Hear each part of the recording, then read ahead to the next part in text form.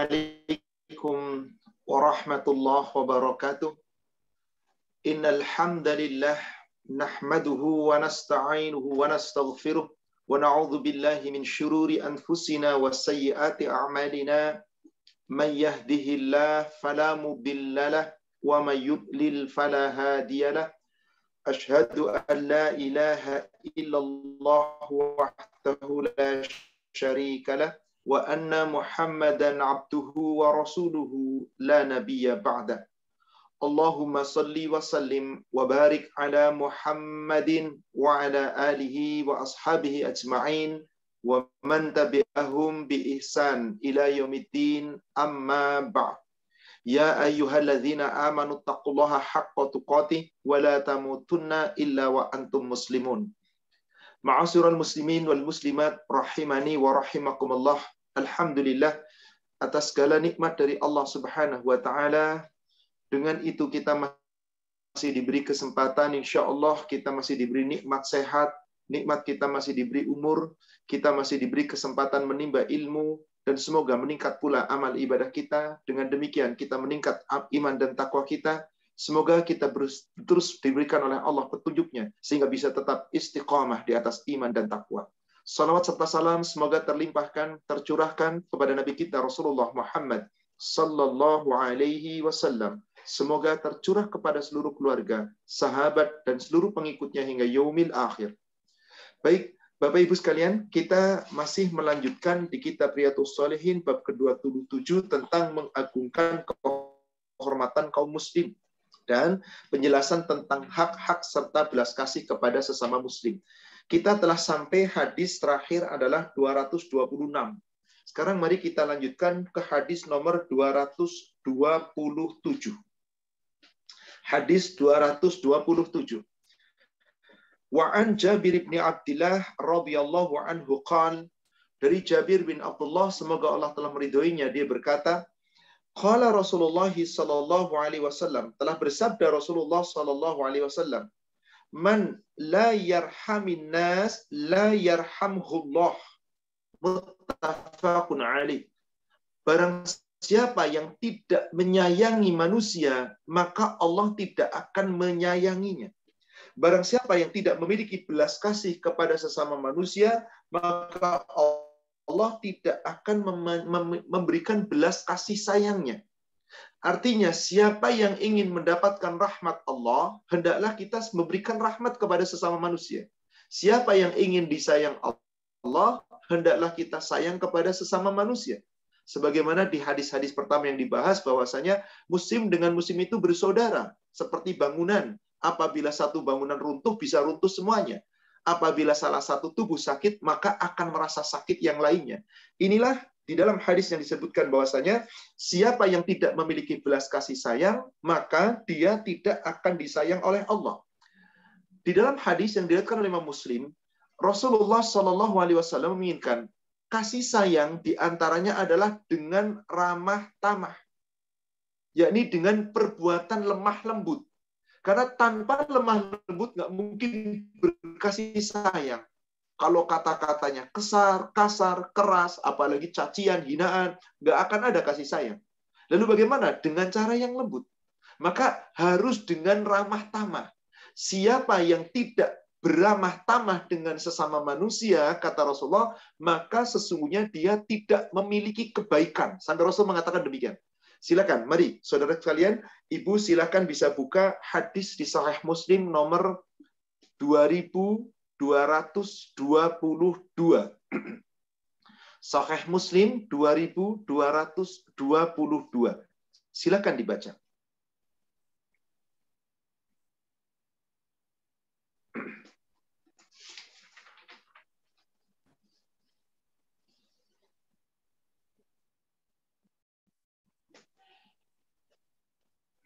Bismillahirrahmanirrahim. Ramah tamah. Siapa yang tidak mempunyai keramah tamah, dia tidak mempunyai kebaikan. Jabir bin Abdullah, semoga Allah meridhoinya, mengatakan, Sami'tu Rasulullah sallallahu alaihi wasallam yaqul. Aku mendengar Rasulullah sallallahu alaihi wasallam bersabda, Man yuhramil rifqa yuhramil khaira. Barang siapa yang tidak bersikap ramah tamah terhadap sesama manusia, berarti orang itu tidak memiliki kebaikan. Siapa yang tidak mempunyai sifat ramah tamah, berarti sifat saling menyayangi, orang itu kata Rasul tidak memiliki kebaikan. Maka sungguh ramah tamah itu sesuatu yang sangat dipentingkan oleh Rasulullah SAW. Ibu, coba kita lihat hadis berikutnya, Ibu, nomor 2223-nya. Bismillahirrahmanirrahim. Dari Aisyah radhiyallahu anha, istri Nabi SAW, bahwasanya Rasulullah SAW bersabda, "Hai Aisyah, sesungguhnya Allah Ta'ala maha ramah tamah dan menyukai keramah tamahan. Dan Allah Ta'ala memberi tamahan akan kurnia yang tidak pernah diberikan, bukan karena kekerasan atau lain-lain sebagainya." Jadi Allah akan memberikan karunia berupa sifat ramah tamah kepada seorang hamba jika hamba itu tidak suka berbuat kekerasan. Rasul mengingatkan, ya Aisyah, innallaha rafiqun. Sesungguhnya Allah itu zat yang maha ramah tamah. Yuhibbur rifqa.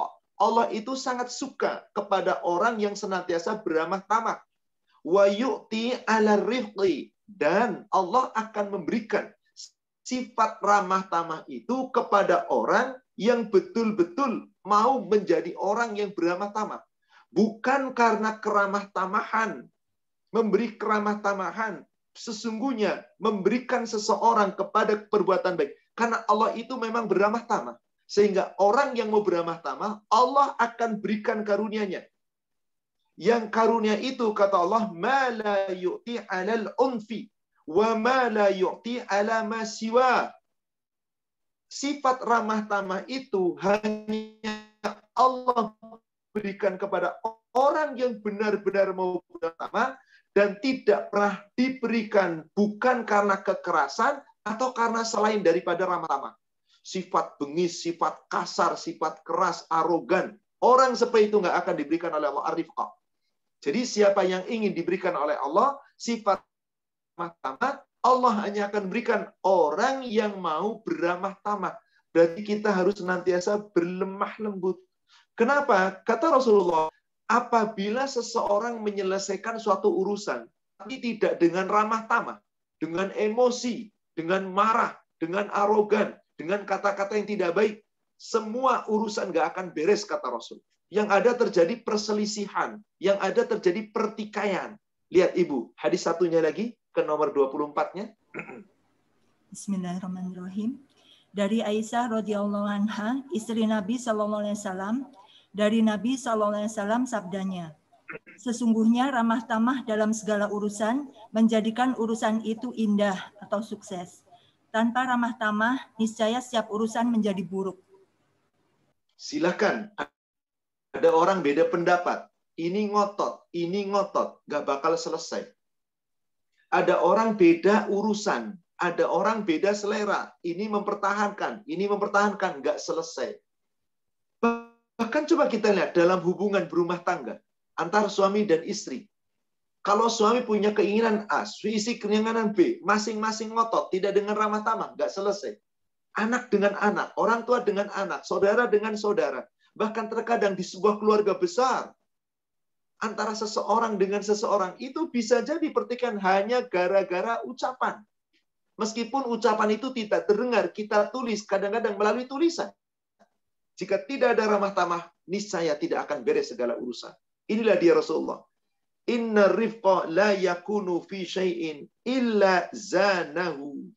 Sesungguhnya ramah tamah dalam segala urusan menjadikan urusan itu pasti beres, sukses, indah. Tapi wala yunza'u min syai'in illa syana. Jika tidak dengan ramah tamah, niscaya urusan menjadi berantakan. Terjadinya pertikaian, bahkan naudzubillah, perceraian antara keluarga suami istri. Itu akibat tidak bisa beramah tamah. tidak bisa menerima pendapat, inginnya menang sendiri. Seperti itulah sifat-sifat orang munafik. Nggak pernah mau menerima pendapat orang, penginnya menang sendiri. Ramah tamah tidak dimiliki kecuali orang-orang yang beriman. Itulah sifat yang baik. Sehingga dengan ramah tamah seseorang bisa saling memaafkan. Insya Allah. Wallahu a'lam. Kita lanjutkan hadis berikutnya. Hadis nomor 228. Wa'an Abi Hurairah radhiyallahu anhu.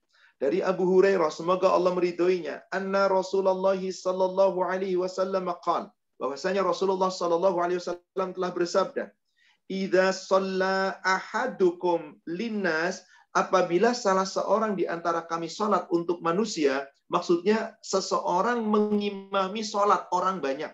Maksudnya di sini, shalla ahadukum linnas, kamu salat untuk manusia. Maksudnya dia menjadi imam, kemudian mengimami orang banyak. Maka Rasulullah perintahkan, fal yukhaffif, hendaklah diringankan bacaannya. Fa inna fihim, karena boleh jadi pada mereka, yakni pada makmum yang mengikuti imam, maka di sini ada dhaif, ada orang yang lemah, wasaqim, ada orang yang sakit, wal kabir, ada orang yang sudah tua. Wa idza shalla ahadukum li nafsi, tetapi jika kamu salat untuk dirimu sendiri, maksudnya kamu salat munfarid, ketika kamu sholat sunnah, atau saat itu kamu tidak memiliki makmum dan tidak ada yang bisa berjamaah, kecuali kamu hanya sholat sendiri, maka ketika kamu sholat sendiri, falyutawwil masya'a, silahkan kamu panjangkan sesuka kamu. Di sini ada sebuah adab, saudaraku sekalian. Imam tidak boleh terlalu memanjangkan bacaan sholat fardu ketika berjamaah, apabila di dalam sholat itu terdapat ada orang yang lemah, ada orang yang sakit, ada orang yang sudah sangat sepuh, atau orang-orang yang mungkin ada anak-anak kecil. Maka di saat itu kita tidak boleh orang-orang yang menjadi imam lalu memanjangkan. Hadis ini sahih, muttafaqun alaih. Wa fi riwayatin, dan dalam satu riwayat dikatakan wadal hajah, boleh jadi di tengah-tengah makmum ada orang yang punya hajat, yang punya kebutuhan, akan ada urusan. Contohnya ada seseorang mau pergi ke luar negeri, keluar kota dan yang lainnya, naik pesawat di bandara. Qadarullah pesawat misalkan flight jam 1. Dia harus boarding dulu, dia harus check-in dulu. Terus seterusnya dia check-in, setelah check-in nunggu boarding, begitu boarding sholat, pas waktu duhur sholat. Orang-orang pasti akan bersegera, kepengin segera mempersiapkan untuk bisa masuk ke pesawat dan seterusnya. Tiba-tiba ada orang ngimami sholat duhur kepanjangan. Orang-orang yang diimami, yakni para makmum, pasti ngedumel dalam hatinya. Ini imam panjang amat bacaannya. Ini imam lama amat bacaannya.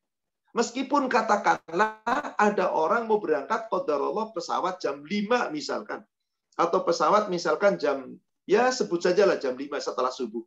Subuh sekarang itu jam 5 kurang. Mungkin kalau ngejar langsung nggak mungkin. Katakanlah 5:15. Sehingga apa? Saat masuk waktu subuh ada kesempatan sholat dulu. Sholat. Meskipun Rasulullah memerintahkan sholat subuh itu bacaannya dipanjangkan. Bukan berarti tiap sholat subuh harus dipanjangkan. Saat kita sedang sholat menghadapi orang-orang yang hendak safar, mereka punya kebutuhan, mereka punya hajat. Jangan imam memperpanjang bacaan. Sudah bacaannya panjang, bacanya pelan-pelan lagi. Misalkan, bacaannya yang dicontohkan Rasul, Al-A'la. Bacaannya sudah Al-A'la, Sabbihisma rabbikal a'la. Alladzi khalaqa fasawwa. Itu baru Sabbihisma rabbikal a'la, bacanya pelan. Saya yakin makmum di belakang pada ngedumel. Ini lama amat, jangan-jangan ada yang memisahkan diri. Yang salah siapa? Yang salah imam.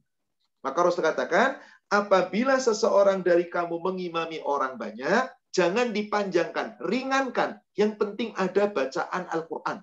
Setelah Fatihah, baca surat, silakan yang ringan-ringan.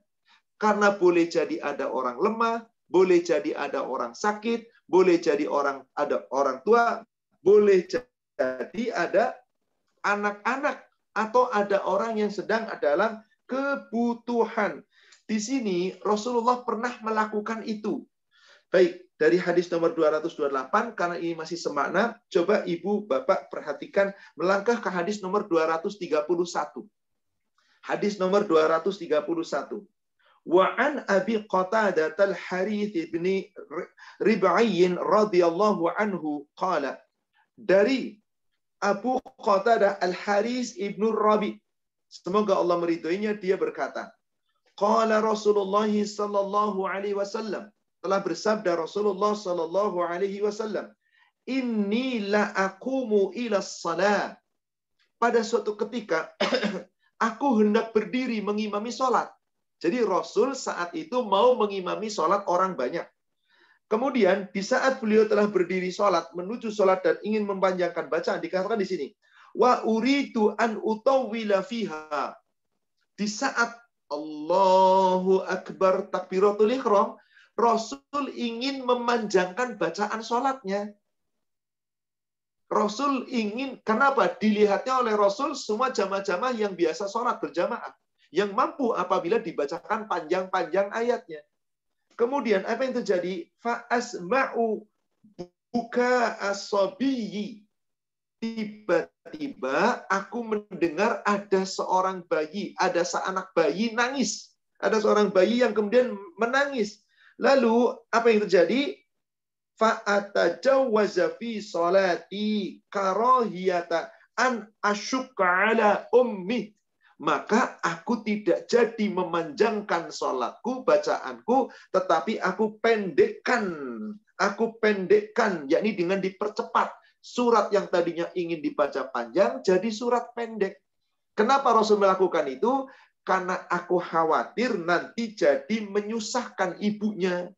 Bayangkan, ibu lagi sholat di masjid berjamaah. Tiba-tiba anak ibu yang masih kecil, bayi, nangis. Kira-kira ibu merasa terganggu nggak dengan tangisan ibu, dengan tangisan bayi? Terganggu. Ada rasa malu sama yang lainnya. Ada rasa, wah, segala macam berkecamuk.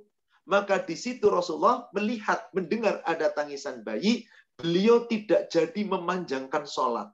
Maka dipercepat sholatnya, surat yang tadinya beliau berniat panjang, dipendekkan.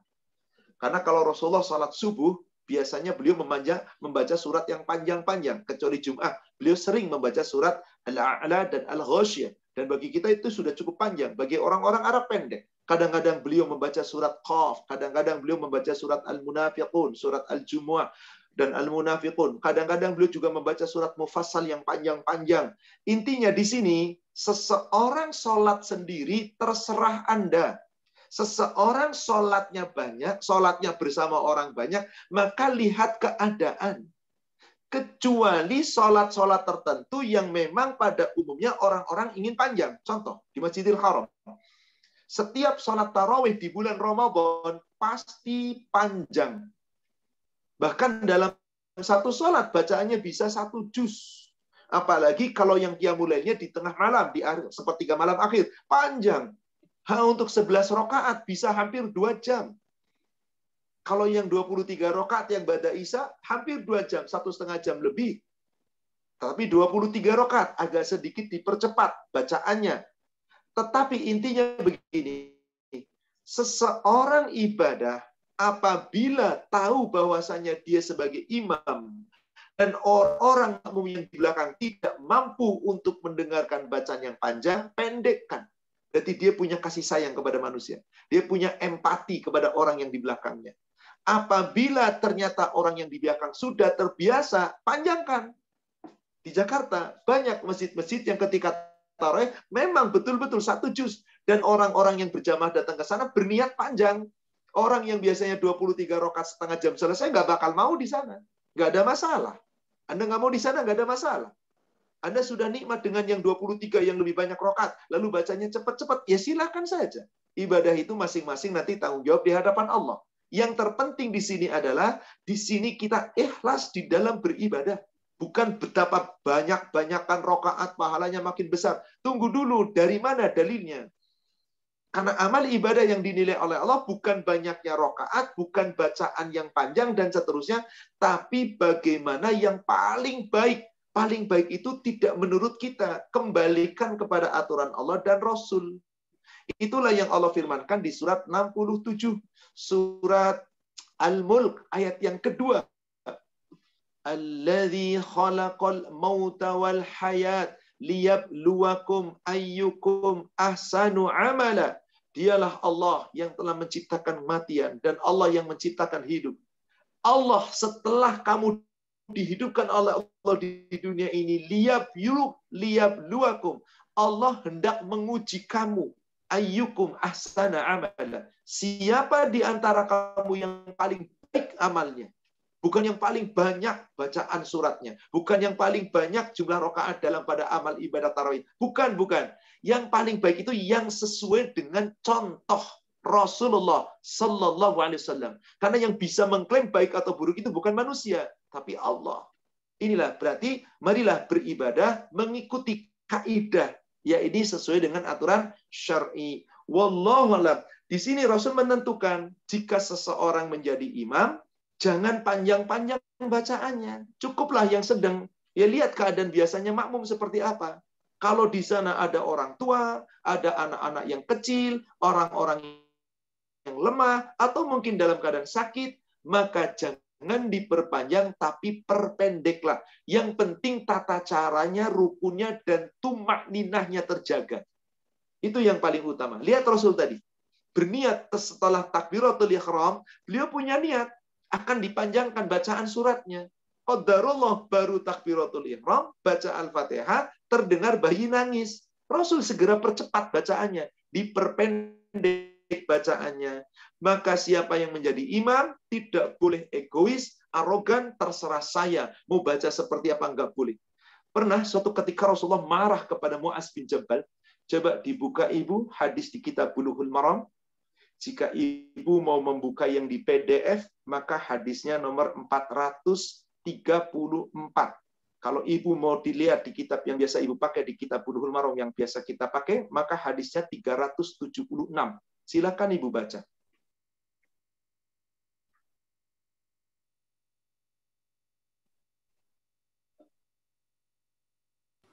Bismillahirrahmanirrahim. Diriwayatkan dari Jabir radhiyallahu anhu, ia berkata, Mu'az mengimami sahabat-sahabatnya mengerjakan sholat Isya dengan membaca surat yang panjang. Lantas Nabi SAW bersabda, apakah engkau mau menyiksa orang, wahai Mu'az? Jika kamu mengimami orang-orang, bacalah surat Asy-Syamsi wa Duha, Sabbihisma rabbikal a'la, Bismi rabbika, dan walaili idza yaghsha. Muttafaqun alaih. Lafaznya tertera dalam Sahih Muslim.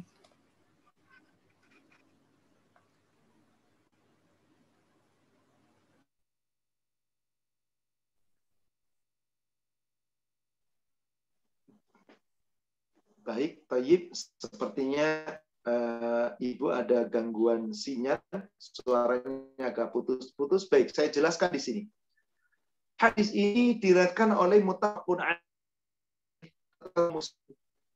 Jabir bin Abdullah saat itu menggambarkan pada saat Mu'adz bin Jabal mengimami sholat orang banyak.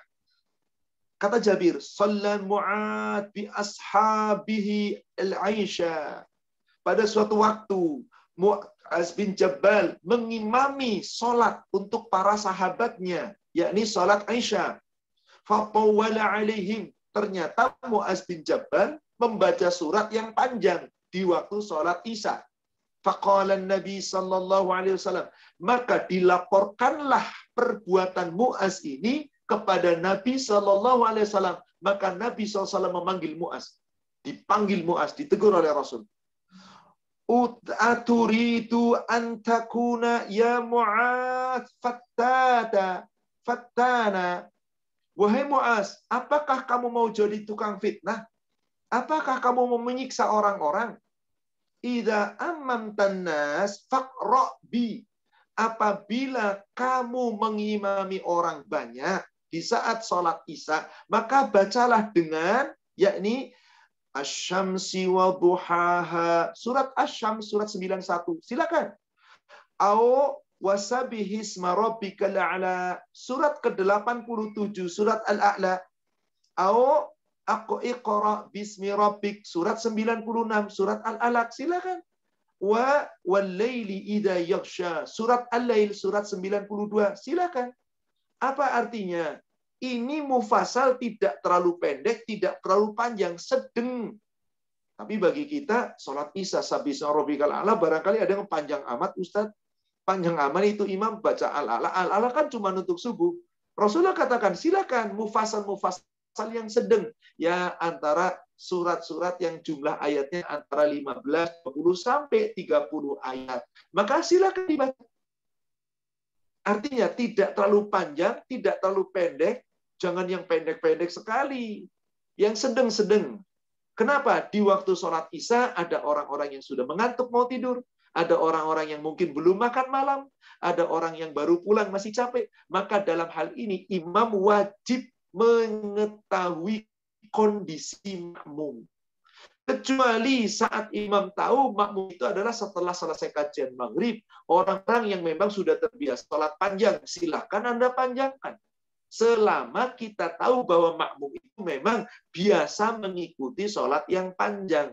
Tapi intinya ketika makmum tidak siap menerima dengan bacaan imam yang panjang, maka jangan. Lihat Muaz, ditegur oleh Rasul, dimarahi oleh Rasul. Imam yang ditegur oleh Rasul. Sampai dikatakan apa? Antakuna ya Muaz fattana. Apakah kamu mau jadi tukang fitnah, wahai Muaz? Apa kamu mau menyiksa orang-orang yang di belakang sholatmu, ya Muaz? Maka di sini jelas sekali.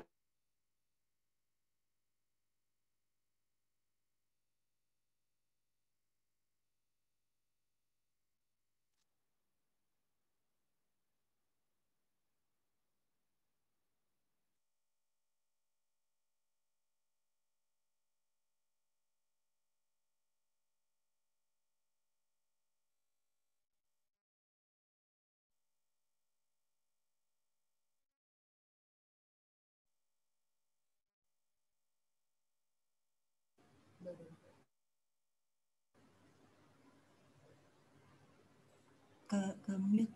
Afwan, Pak Ustadz tadi sempat hilang. Afwan, sepertinya ada gangguan.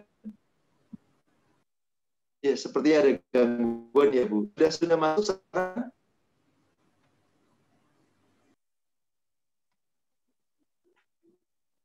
Silakan Pak Ustadz, sudah masuk lagi.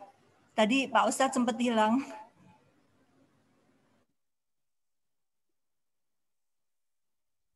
Sudah masuk lagi? Oh, baik.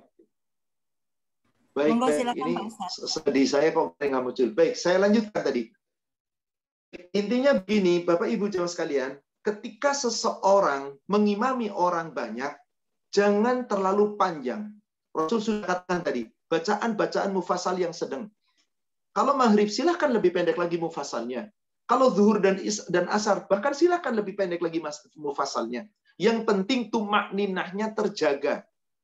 Tapi apabila makmum yang biasa mengikuti sholat itu memang yang mampu sholat dengan sholat yang panjang, maka dipersilahkan, tidak ada masalah. Apabila sholatnya sendiri, jika kamu sholatnya sendiri, maka silahkan sesuka kamu. Silahkan sesuka kamu. Wallahu a'lam. Baik, kita lanjutkan. Hadis berikutnya. Hadis nomor 229. Wa an Aisyah radhiyallahu anha qalat, dan dari Aisyah semoga Allah meridhoinya, dia berkata, in kana Rasulullah sallallahu alaihi wasallam la yad'ul amal. Ada kalanya Rasulullah sallallahu alaihi wasallam meninggalkan suatu amal. Rasul meninggalkan suatu amal, ditinggalkan oleh Rasulullah. Kenapa? Wa huwa yuhibbu ayya'mala bih. Padahal beliau menyukai, mencintai amal itu, tapi Rasul tinggalkan. Apa alasannya di situ? Khasyata an ya'mala bihin nas.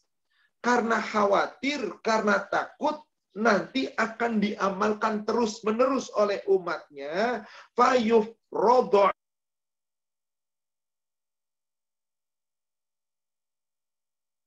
atas mereka, diwajibkan atas mereka.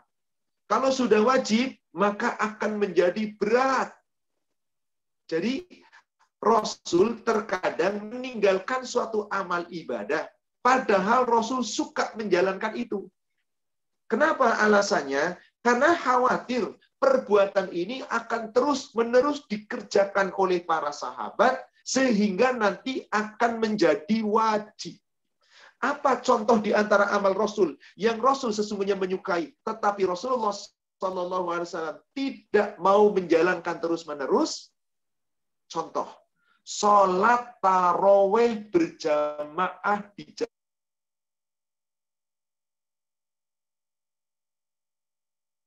jelas hukumnya. Karena ketika di zaman Rasulullah masih hidup, beliau khawatir akan diwajibkan oleh Allah sholat tarawih berjamaah seperti sholat fardu. Sholat fardu berjamaah saja banyak orang malas. Lalu bagaimana kalau sholat tarawih wajib berjamaah?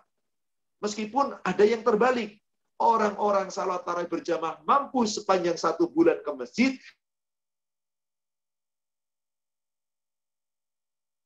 tentu kekeliruan, dan ini terbalik.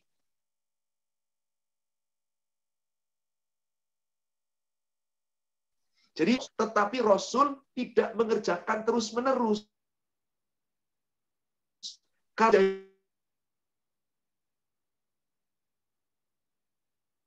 Di akhir malam di masjid. Coba kita buka dalilnya. Ibu silakan buka Sahih Muslim 753.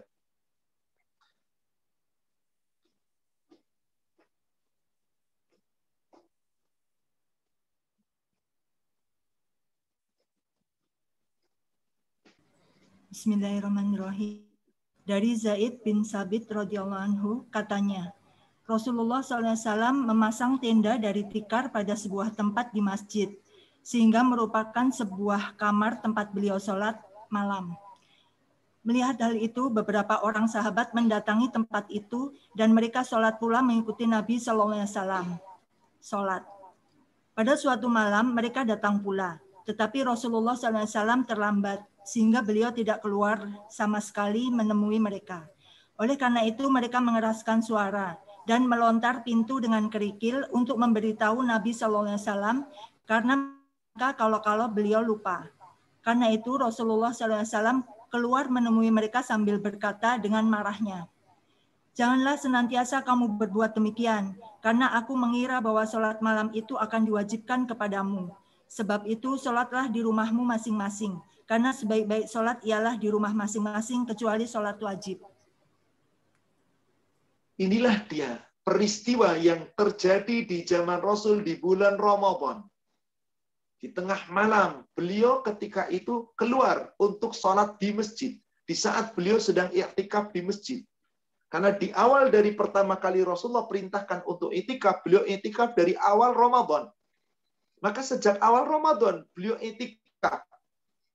Di situ beliau membuat tenda dari tikar. Dan di situ beliau sholat malam. Ketika telah habis tengah malam.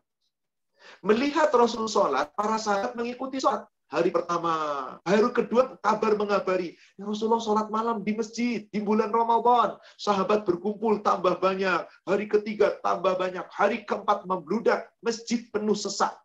Rasul tidak keluar untuk mengimami orang banyak. Rasul tidak sholat, tidak keluar mengimami orang banyak. Kemudian saat itu Rasulullah SAW, pada saat waktu subuh baru beliau keluar mereka. Apa kata Rasulullah? Di saat itu sahabat-sahabat melempar pintu Rasulullah dengan batu kerikil. Ada yang teriak-teriak, "Sallu, sallu, sallu." Dikiranya Rasulullah lupa. Akhirnya pada saat itu Rasulullah keluar menemui mereka sambil berkata dengan marahnya. Marah Rasulullah. Apa kata Rasulullah SAW? "Mengapa kamu berbuat demikian? Jangan senantiasa kamu berbuat demikian. Aku mengira nanti jika ini dilakukan olehmu terus-menerus, sholat malam di bulan Ramadan berjamaah di akhir malam, bukankah sangat berat? Kalau kamu terus-menerus melakukan, Rasul khawatir, takut nanti ini jadi wajib hukumnya. Sebagaimana sholat berjamaah, sholat fardu 5 waktu. Maka Rasulullah Sallallahu Alaihi Wasallam beritakan di sini, fa'alaikum bisolati fi buyutikum. Hendaklah kalian sholat malam di rumah kalian masing-masing. Fa'inna khaira salatil murfi. Ya, ini sebaik-baik sholat orang-orang adalah mur'ifi fil baiti. Sholat sunnah itu sebaik-baiknya dilakukan di rumahnya masing-masing. Sebaik-baik sholat dilakukan di rumah masing-masing. Illa kecuali as-salatul maktubah. Sholat yang difardukan. Sholat yang diwajibkan. Jadi sholat kita, sholat sunnah sebaik-baiknya di rumah. Kecuali Ramadan. Loh, kan Rasulullah nggak suka. Karena di saat itu masih turun wahyu. Dikhawatirkan akan terjadi di saat sahabat terus-menerus melaksanakan sholat berjamaah, yakni sholat malam, nanti jadi wajib. Rasul khawatir. Maka sepanjang hidup Rasulullah di bulan Ramadan, beliau tidak pernah sholat taraweh sebulan penuh berjamaah. Tidak. Bahkan ini terjadi pada saat pertama kali diwajibkan puasa Ramadan di awal-awal tahun setelah tahun ketiga Hijriah. Rasulullah tidak terus-menerus, tapi terkadang Rasulullah berjamaah bersama sahabat. Kenapa Rasul tidak mau terus-menerus? Tadi yang Rasul suka, tetapi Rasul tinggalkan. Khawatir ini jadi wajib. Bagaimana kalau sudah wajib? Waduh, luar biasa beratnya. Jangankan wajib. Jangankan hanya sholat taraweh menjadi wajib. Kebanyakan manusia sholat malam itu justru adanya di bulan Ramadan. Gimana kalau diwajibkan? Luar biasa beratnya nanti di hari-hari yang lain. Maka yang Rasul inginkan adalah ketika seseorang ibadah itu tidak berlebihan tapi sesuai kemampuan dan mengikuti aturan. Coba Ibu, lihat hadis berikutnya yang nomor 754.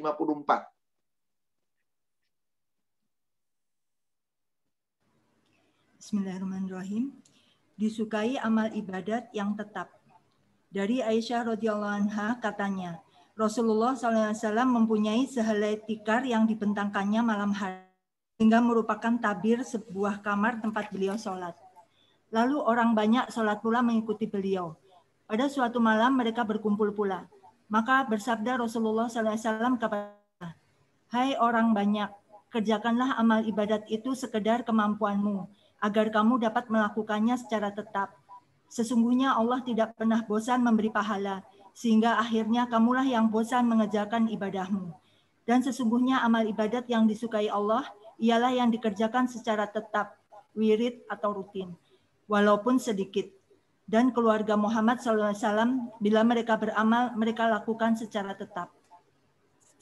Inilah yang diinginkan Rasulullah SAW. Peristiwa ini pun sama terjadi ketika di bulan Ramadan. Rasulullah sholat. Kemudian orang-orang banyak mengikuti sholat. Maka pada saat itulah Rasulullah SAW bersabda kepada mereka. Bahwasanya, ayuhan nas, hei manusia, alaikum minal amali ma tati'un. Hendaklah kerjakan amal ibadah kalian sekedar sesuai kemampuan agar kamu bisa menjalankannya terus dawam, terus wirid, rutin, tidak ditinggalkan di waktu yang lain, tapi terjaga. Fa innallaha la yamallu hatta tamallu. Sesungguhnya Allah tidak pernah bosan untuk memberikan pahala. Sementara kamu sendiri yang akhirnya bosan untuk mengerjakan ibadahmu itu sendiri. Maka lakukan sesuai dengan yang kita mampu. Wa inna ahabal amal ilallah. Sesungguhnya yang paling dicintai Allah adalah madum. Apa-apa yang dilakukan dawam. Dawam itu artinya apa? Terus-menerus dijaga. Terus tidak asal dikerjakan, nanti suatu ketika ditinggal, tidak. Dan dawam itu oleh siapa? Dawamu ma'alaihi, yang dikerjakan olehmu terus-menerus terjaga. Wa in qalla, meskipun sedikit, nggak masalah. Yang penting dijaga. Wa kana alu Muhammad, sesungguhnya keluarga Muhammad sallallahu alaihi wasallam idza amilu amalan anbatu apabila beramal suatu amalan, maka dikerjakannya secara tetap, secara rutin, terus dijaga, nggak angin-anginan. Itulah amal yang paling dicintai Allah. Bukan lagi suatu ketika banyak, tiba-tiba hilang. Baca Quran sebulan Ramadan, khatam berkali-kali. Tahun lewat, nggak ada baca Quran lagi. Salam di bulan Ramadan terus-menerus. Setelah itu lewat, nggak ada lagi. Bukan seperti itu yang Rasulullah Sallallahu Alaihi Wasallam inginkan. Jadi di sini wajibnya kita menjaga amal ibadah. Jangan banyak-banyaknya yang kita kerjakan. Tetapi yang paling penting meskipun sedikit kita jaga. Kalau bisa banyak dijaga, tentu lebih bagus. Maka di hadis yang berikutnya yang nomor 755 dari Aisyah, Rasulullah SAW bersabda, ketika su'ila ayyu amali ahabbu ilallah, beliau ditanya oleh seorang, ya Rasulullah, amal yang paling dicintai Allah itu yang seperti apa? Qala, Rasulullah menjawab, adwamuhu wa in qalla. Amal ibadah yang dikerjakan oleh pelakunya, dawam, terus menerus, meskipun sedikit. Mari Bapak Ibu, pertahankan amal ibadah kita. Meskipun sedikit, tapi jangan pernah kita tinggalkan. Jaga rutin. Insya Allah. Semoga kita termasuk hamba-hamba yang kelak akan mendapatkan syafaat dari Nabi kita Rasulullah Muhammad Sallallahu Alaihi Wasallam. Baik, kita lanjutkan kembali. Kalau di hadis nomor 229, amal ibadah yang Rasul sukai, tapi Rasul tinggalkan karena takut menjadi wajib. Di hadis berikutnya yang nomor 230, amal ibadah yang Rasul sukai, Rasul tetap lakukan. Tetapi ketika ada sahabat melakukan, dilarang. Beda nggak dengan tadi? Beda. Kalau tadi, Rasul suka melakukan. Rasul sangat senang. Tapi begitu sahabat melakukan, Rasul tinggalkan. Kenapa? Khawatir jadi wajib. Maka Rasulullah mengerjakannya sendiri. Dan diperintahkan sahabat tetap mengerjakan sendiri. Tapi jangan berjamaah. Yang kedua, ini yang akan kita bahas di nomor 230.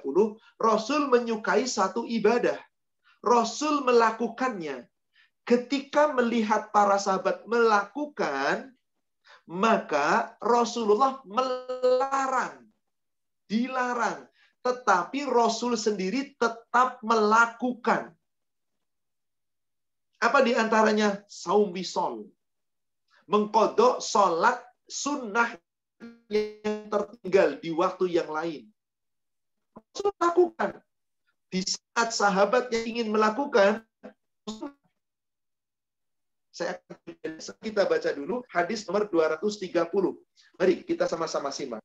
Wa anha radhiyallahu anha qalat, dan daripadanya, yakni dari Aisyah, semoga Allah meridhoinya, dia berkata, nahahumun nabi sallallahu alaihi wasallam anil wisal rahmatan lahum. Rasulullah sallallahu alaihi wasallam telah melarang kepada mereka, para sahabatnya, yakni melarang puasa wisal sebagai bentuk kasih sayang Rasul kepada mereka. Justru ini kasih sayang Rasul. Artinya di saat mereka itu pada wisal, dilarang oleh Rasul karena kasihan Rasulullah, kasih sayang Rasul kepada sahabatnya. Kok bisa dilarang? Karena wisol itu berat.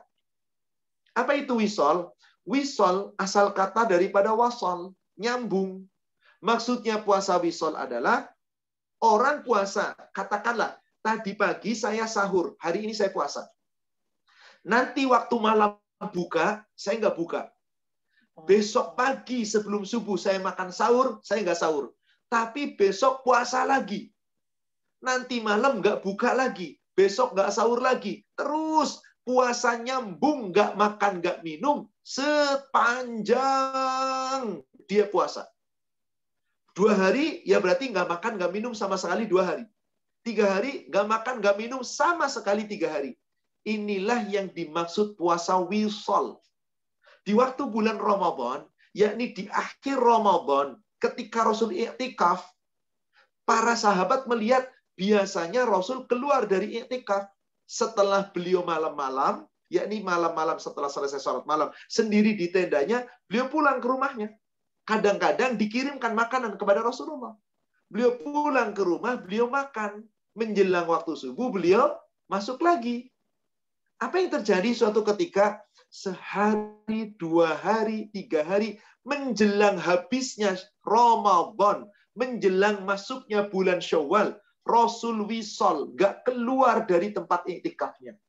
Maka para sahabat ikut wisol di semasjid iktikaf terus sepanjang dia nggak pulang untuk sahur. Ikut wisol dilarang oleh Rasulullah. Sebagai apa? Bentuk kasih sayang Rasul kepada sahabat. Kasihan, berat. Maka Rasulullah SAW melarang mereka. Faqalu. Maka ketika para sahabat dilarang untuk puasa wisol, mereka berkata, innaka tuwasil. Ya Rasulullah, engkau sendiri wisol. Kenapa engkau larang aku? Kenapa engkau larang kami? Jadi sahabat itu dilarang ibadah malah nggak suka, Bu. Kalau kita disuruh ibadah, na'udzubillah, beratnya luar biasa. Lihat sahabat, saya yakin di antara kita nggak ada yang mampu wisol. Puasa 1 hari aja beratnya luar biasa. Ramadan karena wajib. Coba yang sunnah. Berat, betul. Sahabat ingin wisol seperti Rasul. Nggak makan, nggak minum hari ini, nanti malam nggak buka, besok menjelang subuh nggak sahur, besoknya puasa lagi. Terus pengen seperti itu. Mengikuti Rasul. Melihat mereka wisol, dilarang Rasul. Mereka protes. Ya Rasulullah, Anda melarang kami. Anda sendiri wisol. Masa kami nggak boleh mengikuti Anda? Maka di saat sahabat bertanya, Anda sendiri wisol ya Rasulullah? Qala. Rasulullah kemudian bersabda, Inni lastu kahaiatikum. Aku tidak seperti kamu. Aku wisol, kekuatanku tidak seperti kamu. Kata, maaf, bukan Rasul mengatakan sombong dirinya aku lebih kuat dari kamu. Tidak. Ini sebuah pelajaran. Maka dikatakan oleh Rasulullah, yut'imuni rabbi wa yasqini. Aku diberi makan oleh Robku. Aku diberi minum oleh Robku.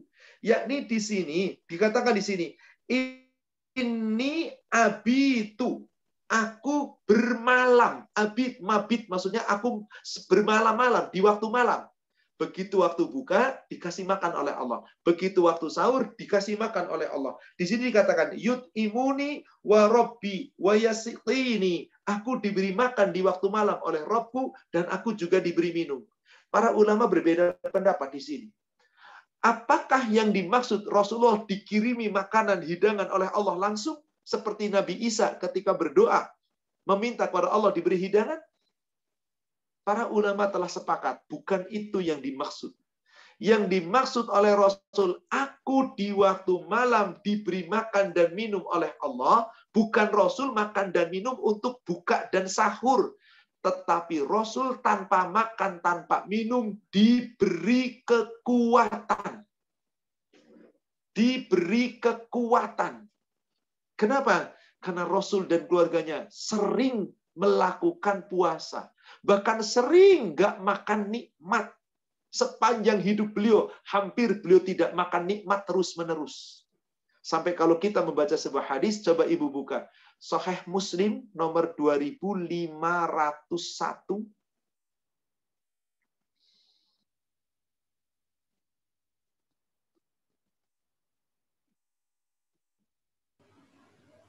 Bismillahirrahmanirrahim. Dari Aisyah radhiyallahu katanya, kami keluarga Muhammad SAW pernah selama sebulan tidak menyalakan api untuk memasak, selain hanya makan kurma dengan air. Silahkan Ibu praktekkan. Jangan sebulan penuh. 1 hari penuh aja. Jangan makan apa-apa. Minum air dan makan kurma. Silahkan. Kita saum, buka sahur, makan kurma. Silahkan sebanyak-banyaknya. Minum air, silahkan sekenyang-kenyangnya. Besok puasa, kemudian nanti buka, silahkan makan kurma dan minum air lagi. Silahkan. Apa yang akan terjadi? Saya yakin kita nggak akan mampu. Tapi inilah Rasul. Sebulan penuh beliau dan keluarganya. Subhanallah, Allahu Akbar. Inilah dia Nabi kita, Muhammad Sallallahu Alaihi Wasallam. Teladan terbaik kita. Sering lapar di dalam hidupnya. Sebulan penuh, bayangkan. Nggak makan, nggak minum, kecuali hanya kurma dan air. Karena Rasul sudah terbiasa lapar. Sehingga bagi beliau wisol, ringan. Bagi orang-orang yang jarang makan, Pak. Nggak makan seharian, ringan, Pak. Coba kita. yang makannya sehari 3 kali. Subhanallah. Rasanya kalau puasa kayak apa lemesnya. Itulah manusia. Maka itulah para ulama berpendapat. Rasul di waktu malam dikasih makan dan minum oleh Allah. Bukan dikasih hidangan untuk makan dan minum, berbuka dan bersahur. Tidak. Tapi Rasul diberi kekuatan oleh Allah. Karena memang Rasul itu biasa lapar. Bahkan kalau Rasul lagi memiliki kekayaan, meskipun beliau tidak sampai sebulan penuh makan kurma dan hanya minum air, kalau toh beliau makan, gak pernah Rasul itu makan nikmat tiap hari. Coba, Ibu lihat ke hadis sebelumnya, 2500.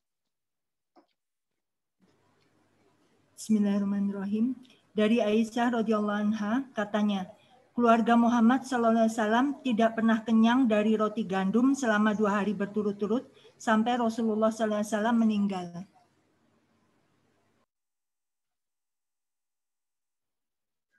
Menemui ajalnya, beliau wafat. Beliau wafat sepanjang hidup beliau, gak pernah makan enak tiap hari.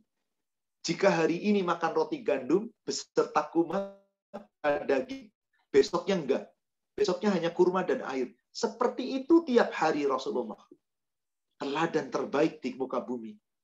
Dia Nabi kita, contoh kita. Bagaimana umatnya sekarang? Allahu Akbar. Bukan tidak boleh makan lauknya banyak, boleh. Tapi yang tidak boleh ketika mubazir. Banyak orang pergi ke restoran, ini dipesan, ini dipesan, ini dipesan. Dimakannya sebagian, dibuang setelah itu. Coba lihat di luar negeri. Terutama ada beberapa negara, saya mendapatkan kabar dari beberapa hanetolan yang di sana, terutama di Jerman. Kalau ada orang makan di restoran, apabila tidak habis, dia suruh bayar itu. Lebih mahal bayarannya. Maka dia pesan sedikit. Habis, dia pesan lagi. Di kita, pesan sebanyak-banyaknya, nggak habis, dibuang. Na'udzubillah. Jangankan pesan, coba lihat yang gratis. Subhanallah. Ada pesta pernikahan, segalanya serba diambil. Dimakan cuma sedikit, teronggok itu dibuang-buang. Sementara orang lain butuh makanan. Maka Rasul tidak pernah mubazir dalam urusan makanan. Maka inilah dia Rasulullah. Pernah 1 bulan penuh tidak makan nang enak, kecuali hanya minum air dan kurma. Kemudian kalau toh beliau makan enak, roti gandum, daging, dan yang lainnya, hanya sehari beliau makan. Besoknya beliau nggak makan itu. Besoknya ketemunya kurma lagi dan air. Bukan beliau nggak mampu, mampu. Tapi beliau orang yang paling zuhud dengan dunia. Beliau tidak pernah memandang dunia. Apa peduliku dengan dunia? Dunia itu aku sekedar mampir, kata Rasulullah. Inilah teladan kita. Kembali kepada wisol tadi.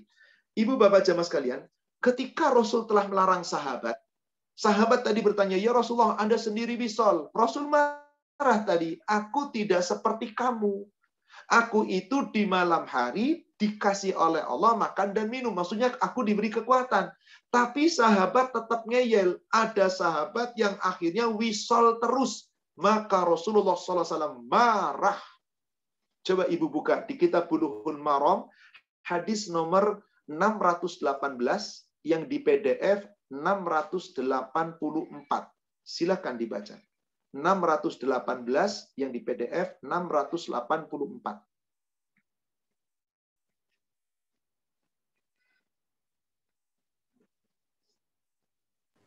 Bismillahirrahmanirrahim. Diriwayatkan dari Abu Hurairah radhiyallahu anhu, ia berkata, Rasulullah SAW melarang melaksanakan puasa wisol. Salah seorang muslim berkata, tetapi Anda sendiri melakukan puasa itu ya Rasulullah? Beliau menjawab, siapa di antara kalian yang sama keadaannya seperti diriku? Pada malam hari aku diberi makan dan minum oleh Rabbku. Ketika mereka enggan meninggalkan wisol, Rasulullah melakukan puasa wisol bersama mereka sehari, lalu ditambah. Kemudian mereka melihat hilal, dan beliau bersabda, jikalau hilal itu terlambat muncul, niscaya aku akan tambah lagi puasa wisol kepada kalian. Seakan-akan beliau mencela karena mereka enggan meninggalkan puasa wisol. Muttafaqun alaih. Jadi maksud hadis ini begini, Ibu. Di hari ke-27, hari ke-27, Rasulullah puasa wisol. Begitu dilihat sahabat wisol, besoknya hari ke-28 para sahabat wisol. Padahal Rasul apa? Sudah dilarang wisol. Jangan. Tapi Anda wisol, kamu nggak seperti kaku. Aku itu diberi makan oleh Allah di malam hari. Dikasih minum oleh Allah. Tadi diberi kekuatan. Kamu nggak seperti aku. Jangan. Ini bukan ucapan Rasul sombong. Tapi Rasul senang melakukan ibadah sebagai bukti beliau itu lebih baik menderita di dunia untuk mencari ridha Allah. Ketika sahabatnya ikut-ikutan, ini berat. Jangan. Jadi dilarang oleh Rasul. Diharamkan oleh Rasulullah. Seharusnya ada sahabat yang mampu, tapi diharamkan. Jangan, ini kekhususan Rasul, nggak boleh dicontoh. Akhirnya di hari ke-28, para sahabat ikut wisol. Hari ke-29, ikut wisol. Pas qadarullah, pas berbuka, pas terbenam matahari, qadarullah terlihat. Di hari ke-29, besok hari ke-30. Ternyata hari ke-29 hilal nongol. Berarti besok tanggal berapa? 1 Syawal. Boleh puasa apa enggak? Haram. 1 Syawal Idul Fitri. Haram. Kata Rasulullah, seandainya hilal belum nongol, besok saya wisol lagi. Biar tahu rasa kamu. Jadi Rasul marah kepada sahabat. Sekiranya hilal tidak terlambat tanggal 1, besok baru tanggal 1, besok saya laku biar kalian menderita. Artinya Rasul itu cara menegurnya dengan cara yang tepat. Dari kalimat ini jelas, wisol haram untuk umat Rasulullah. Nggak boleh, dilarang. Tapi bagi Rasul, khusus untuk Rasul. Adakah selain dari wisol? Ada contoh? Ada contoh. Coba Ibu buka di kitab Bulughul Maram, Ibu buka hadis nomor 163, yang di PDF nomor 188. Coba Ibu buka hadis tersebut. Dari Ummu Salamah. Bismillahirrahmanirrahim. Diriwayatkan dari Ummu Salamah radhiyallahu anha, setelah Rasulullah SAW melaksanakan sholat asar, beliau masuk ke rumahku dan sholat 2 rakaat. Lalu aku menanyainya tentang sholat tersebut. Beliau menjawab, aku sibuk sekali hingga tidak sempat melakukan sholat 2 rakaat setelah zuhur.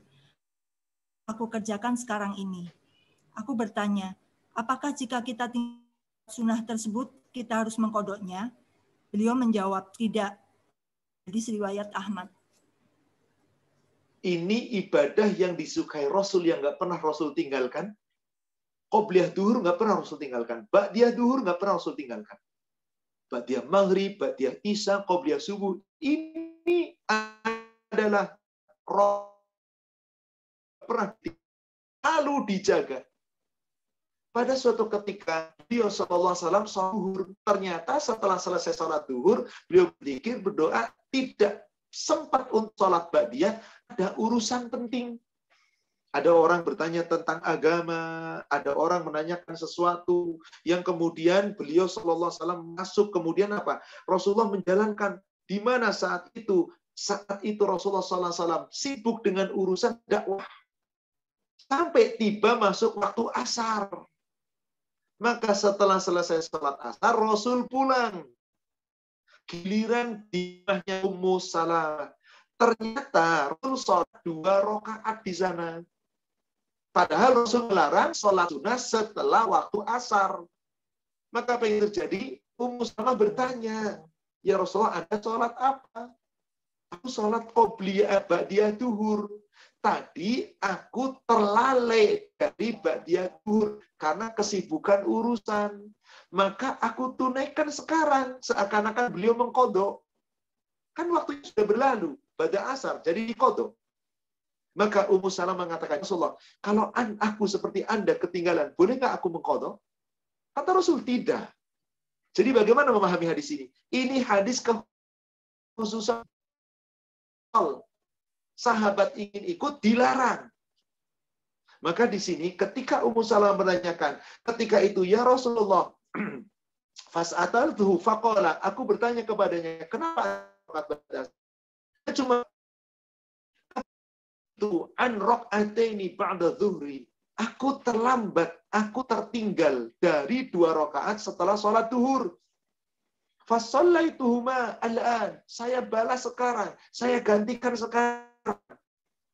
Ummu Salamah cuma bertanya ringan, wahai Rasulullah, idza fatatna, bolehkah, apakah aku boleh ketika seperti Anda ketinggalan sholat sunnah, lalu aku qadha sebagaimana Anda mengqadhanya? Qala la. Rasul cuma menjawab, tidak. Ada yang berpendapat, Ustadz, kalau saya kesiangan sholat subuh, lalu baru sholat subuh, katanya boleh mengqadha qabliyah subuh setelah subuh. Rasul katakan, la, tidak.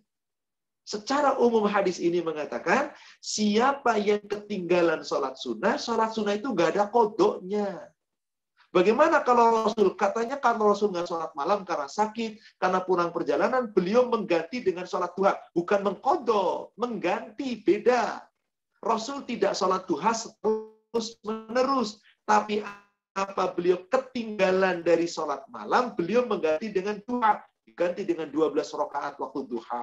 Apa nama sholatnya? Sholat duha. Untuk apa Rasul persilakan sholat duha? Sebagai pengganti sholat malam yang ketinggalan. Apakah fungsinya mengqadha sholat malam? Tidak. Memang Rasulullah tidak selalu sholat duha. Hanya keadaan tertentu. Jadi dalam hal ini, qadha sholat sunnah, para ulama telah sepakat tidak ada qadha pada sholat sunnah. Itu kekhususan Rasul. Karena Rasul tidak pernah meninggalkan amal yang beliau cintai, sehingga ketinggalan beliau bayar. Tapi ada larangan untuk umatnya. Wisol beliau laksanakan. Ada larangan untuk umatnya. Wallahu a'lam. Dalam hal ini, kalau begitu, saudaraku sekalian, bagaimana? Sami'na wa ata'na. Dengarkan dan taati Rasulullah. Intinya, ketika Rasulullah sudah melarang, apa-apa yang dilarang Rasul, fantaha, tinggalkan. Apa-apa yang diberikan Rasul, diperintahkan Rasul, maka fakhudhuha, ambil dia. Itu yang paling selamat. Wallahu a'lam. Hadis nomor 230 tadi, 231 sudah dibahas. Jam berapa sekarang Ibu? Qadarullah sudah jam 10 lewat 10, hampir 10. Kalau begitu kita sudahi saja dulu Ibu. Kita sampai hadis nomor 231. Insya Allah kita akan lanjutkan hadis berikutnya di pertemuan yang akan datang. Silahkan saya kembalikan kepada Bapak Ibu sebagai untuk kita lanjutkan dengan tanya jawab. Silahkan. Alhamdulillah, jazakallah khairan Pak Ustadz. Qadarullah ini belum banyak pertanyaan. Silahkan nanti jamaah yang berkenan untuk bertanya bisa ketik di room chat. Saya bacakan dulu untuk pertanyaannya sudah masuk ya Pak Ustadz ya. Silakan. Barakallahu fikum Ustadz, adanya sholat Jumat, mengapa wanita tidak diwajibkan untuk sholat Jumat? Tanya Ustadz, jazakallahu khairan. Mengapa wanita tidak diwajibkan sholat Jumat? Karena telah ditetapkan oleh Allah melalui Rasulnya. Kalau sudah ditetapkan Allah dan Rasulnya, bagaimana lagi? Coba Afan, Ibu lihat di PDF, di Bulughul Maram, hadis nomor 496.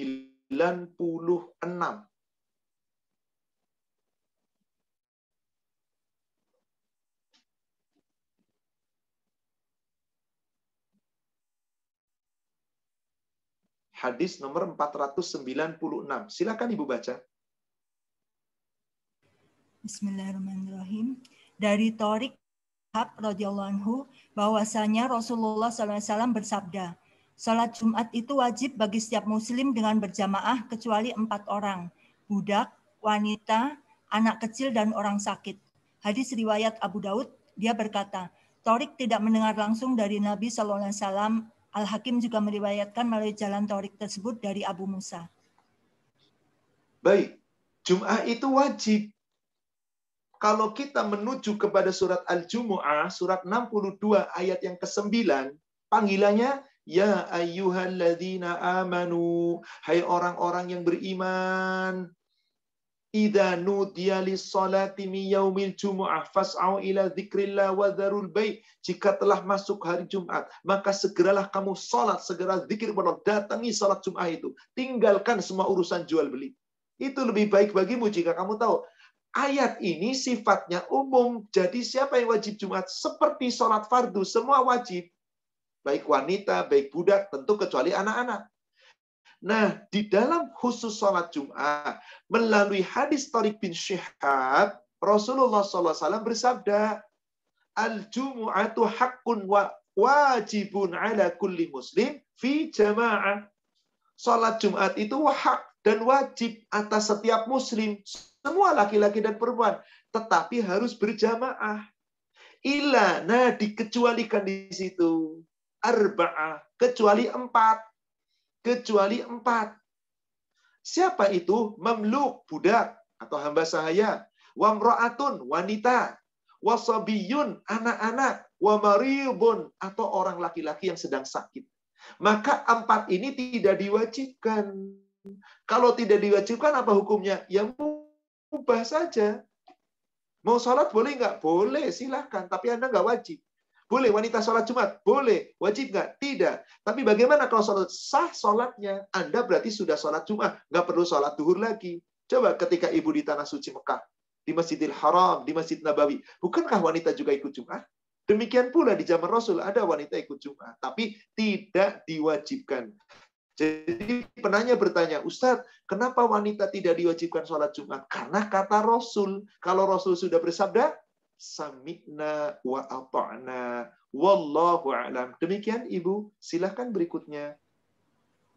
Pertanyaan berikutnya, Bismillah, adakah hadisnya sholat sunnah 4 rakaat sebelum asar?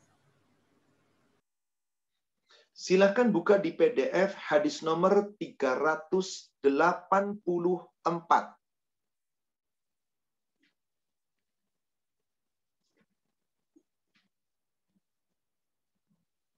Bulughul Maram PDF 384.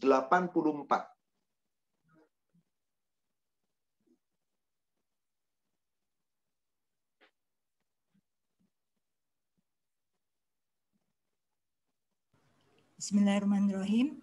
Dari Ibnu Umar radhiyallahu anhu, Rasulullah SAW bersabda, semoga Allah merahmati orang yang sholat 4 rakaat sebelum asar. Hadis riwayat Ahmad, Abu Daud, At-Tirmizi, dan dia mengatakannya, serta Ibnu Huzaimah, dan dia mensahihkannya. Ini dia hadisnya. Rahimallahu imra'a sallu arba'an qabla al-asr. Semoga Allah merahmati orang yang sholat qobliyah asar 4 rakaat. Jadi boleh silahkan. Bagaimana kaifiatnya? Sholat itu yang paling baik, sholatu mathna. Sholat itu 2 rakaat. Jadi bagaimana caranya? 2 rakaat salam, 2 rakaat salam.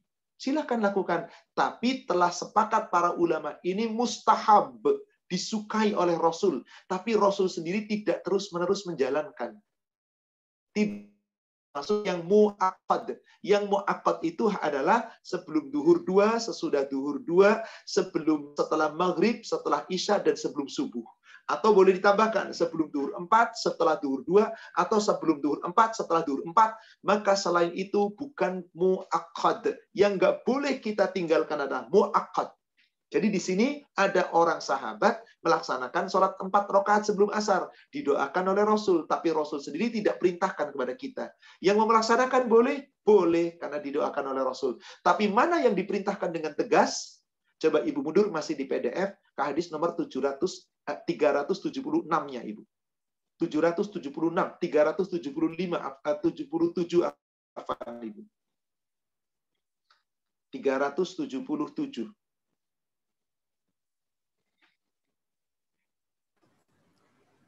Bismillahirrahmanirrahim. Sedangkan di dalam riwayat Muslim dari Ibnu Umar, sebelumnya kalau begitu Ibu, maaf, sebelumnya dari Anas dari Abdullah bin Umar, Ibnu Umar.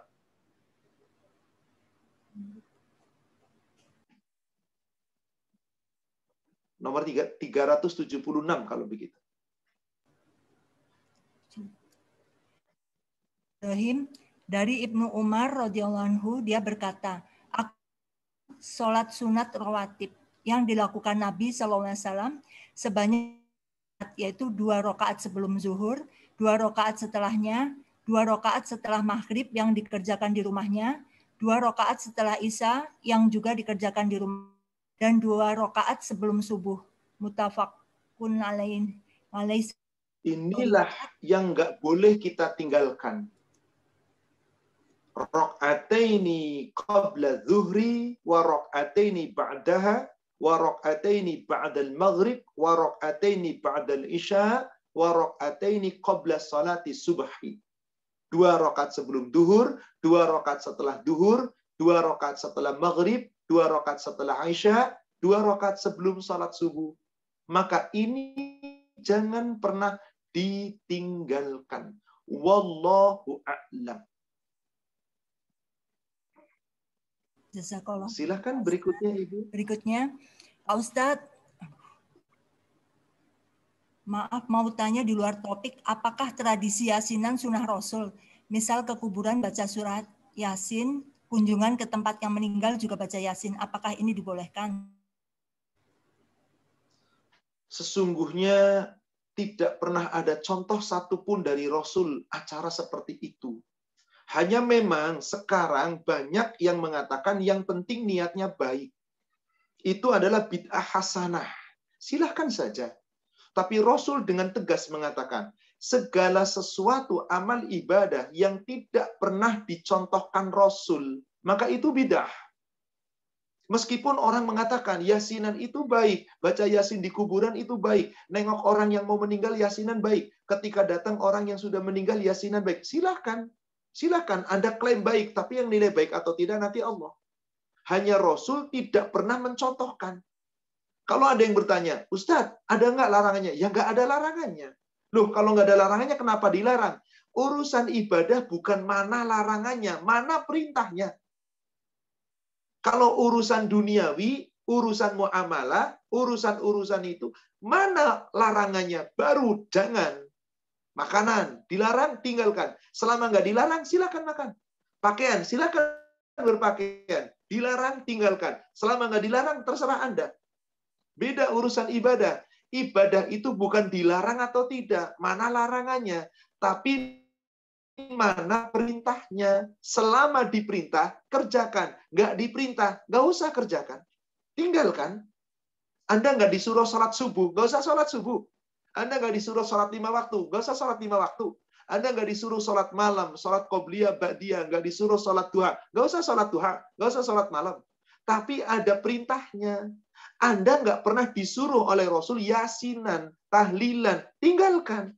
Tapi ikutan bid'ah hasanah, ya silakan Anda katakan bid'ah hasanah. Yang akan menilai amal kita, bukan ustadz kita, bukan kiai kita, bukan guru kita. Allah nanti. Demi Allah, Rasul akan didatangkan oleh Allah. Nanti ditanya Rasul. Hei Muhammad, umatmu mengerjakan ini. Pernahkah kamu contohkan itu? Pernahkah kamu perintahkan itu? Rasul akan mengatakan, saya sudah menyampaikan. Segala sesuatu yang bukan dariku, maka tertolak. Rasul sudah mengatakan, tiap khutbah, Jum'ah, khutbah nikah, khutbatul hajat, pasti mengatakan, wa iyyakum wal mudatsat. Hendaklah kamu tinggalkan segala perkara yang diada-adakan. Wa kullu muhdatsatin bid'ah. Setiap yang diadakan akan bid'ah. Wa kullu bid'atin dhalalah. Setiap bid'ah itu sesat, kata Rasul. Tapi ada yang mengatakan tidak ada bid'ah hasanah. Jadi Anda seakan-akan menuduh Rasul dusta. Rasul katakan kullu bid'ah dhalalah. Anda katakan ada bid'ah hasanah. Ya silahkan. Tapi tanggung jawab amal kita adalah nanti di hadapan Allah. Anda bisa berargumen di dunia.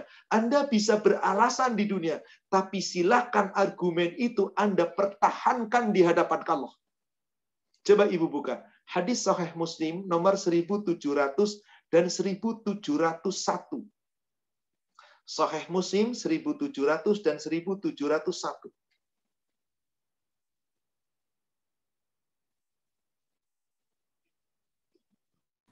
Bismillahirrahmanirrahim. Mengadakan agama. Dari Aisyah radhiyallahu anha, katanya Rasulullah SAW bersabda, siapa yang mengada-ada urusan agama kami, yang kami tidak pernah mengadakan, maka hal itu ditolak. Dari Aisyah radhiyallahu anha, katanya Rasulullah SAW bersabda, siapa yang mengamalkan suatu amal ibadah yang tidak dilakukan, maka amalnya itu ditolak. Ini hadis sudah sangat jelas sekali. Coba lihat hadis ini.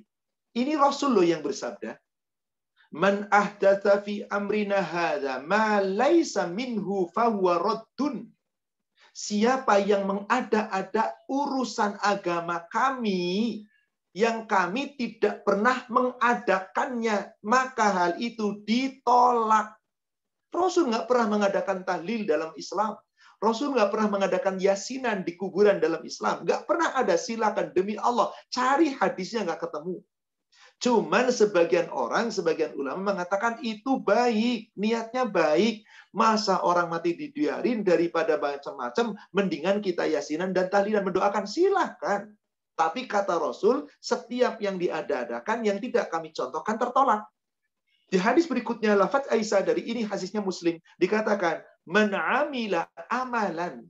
Siapa yang beramal suatu amal ibadah, laisa alaihi amruna, yang tidak pernah kami lakukan, tidak pernah dilakukan Rasul, fahuwa raddun, tertolak. Rasul loh yang mengatakan ini, Ibu. Siapa yang mau mengatakan bahwasanya nggak apa-apa, yang penting niatnya baik, monggo, silahkan, tidak ada masalah. Tapi ingat, tiap kita nanti akan dipertanggungjawabkan di hadapan Allah. Coba buka surat 75. Surat Al-Qiyamah. Ayatnya ayat yang ke-36. Di ayat 36 surat Al-Qiyamah, Allah berfirman, Ayah sabul insanu ayyutsraka sudah. Apakah manusia mengira bahwasanya nanti di yaumil akhir akan dibiarkan saja tanpa pertanggungjawaban? Apakah manusia dibiarkan tanpa tanggung jawab? Enggak. Lalu bagaimana? Kelak, Ibu, setelah ayat ini, coba mundur sebelumnya ke ayat 13 dan sampai ayat 15. Masih surat yang sama, mundur ke ayat 13 sampai 15. Yunabba'ul insan yauma idzim bima qaddama wa akhar. Setiap manusia nanti akan diberitakan oleh Allah pada hari itu, yakni nanti saat dikumpulkan di padang mahsyar. Semua yang dikerjakannya, semua yang dilalaikannya. Yang dikerjakan menurut sunnah Rasul, yang dikerjakan kok nggak sesuai sunnah Rasul, yang mengabaikan sunnah Rasul, yang menjalankan sunnah Rasul, semua akan diberitakan. Balil insan ala nafsihi basirah. Bahkan atas dirinya sendiri manusia menjadi saksi. Walau alqa ma'adhirah. Meskipun mengemukakan beribu-ribu alasan, bermacam-macam alasan. Kalau nggak diterima oleh Allah, ya nggak bakal diterima. Maka saya secara pribadi, saya tidak melarang orang yasinan, monggo. Orang tahlilan silahkan tanggung jawab masing-masing. Saya nggak mencela mereka, demi Allah nggak mencela. Tapi saya tidak sepaham dengan mereka. Saya nggak mau tahlilan, saya nggak mau yasinan, saya nggak baca yasin di kubur, saya datang ke kubur, saya doakan sesuai contoh Rasul. Jangan marah sama saya punya keyakinan itu. Saya nggak pernah mencela dan marah sama saudara saya yang mengadakan itu. Tanggung jawab kita masing-masing. Di antara kita, wahai para jamaah, Anda wajib cari tahu ilmunya. Apakah yang Anda kerjakan itu sudah cocok sesuai contoh Rasul? Sebab Rasul diutus oleh Allah menyampaikan kebenaran. Dan kelak akan menjadi saksi atas semua amal perbuatan kita. Wallahu a'lam. Demikian. Jazakallah khairan, Pak Ustadz. Ini ada titipan pertanyaan melalui Japri terkait dengan pandemi saat ini. Dalam masa pandemi seperti ini, untuk dokter dan tenaga kesehatan, kalau bertugas kan menggunakan APD lengkap. Jadi apabila saat bertugas, kadang sholat jadi terlewat karena kami tidak bisa membuka APD bolak-balik. Bagaimana Ustadz menyikapi hal ini? Semoga Allah maafkan. Ini dalam keadaan darurat. Allah senantiasa memberikan keringanan di saat manusia lemah. Itulah yang Allah firmankan di surat An-Nisa ayat 28. Yuridullah ayyukhaffifa ankum khuliqal insan dha'ifa. Allah menghendaki memberikan keringanan kepada kamu karena manusia diciptakan dalam keadaan lemah. Di saat seorang tenaga medis, apakah dokter, apakah perawat, mulai kerja jam 9, pakai APD, tertutup rapat. Ketika sudah terbuka, harus dibuang dan harus segera dan sedang dia bekerja sampai jam 3, sampai jam 4. Kalau sholat duhur harus wudu, buka APD susah. Mau tayamum tertutup, nggak bisa. Bismillah ya Allah, ini semuanya keadaan. Saya akan sholat duhur nanti di saat sholat asar. Saya jamak duhur saya dengan asar. Bismillah, semoga Allah maafkan. Karena ini apa namanya? Darurat. Dalam keadaan darurat, semoga Allah kan. Ini keringanan dari Allah. Rasul apabila bersafar, meskipun mampu turun, tapi beliau ingin cepat-cepat sampai tujuan. Meskipun waktu duhur sudah tiba, beliau menunda duhur sampai dilaksanakan nanti setelah tiba di tempat. Di waktu asar. Duhur, kemudian asar. Jamak takhir duhur ke asar. Seperti ketika Rasulullah SAW berada di Arafah, menuju ke Musdalifah. Sudah masuk waktu maghrib. Rasul nggak salah langsung maghrib. Terus menuju ke Musdalifah. Sampai Musdalifah sudah cukup malam. Sholat Isya sudah lewat waktunya. Tapi masih ada waktu sholat Isya. Baru beliau sholat maghrib dan Isya.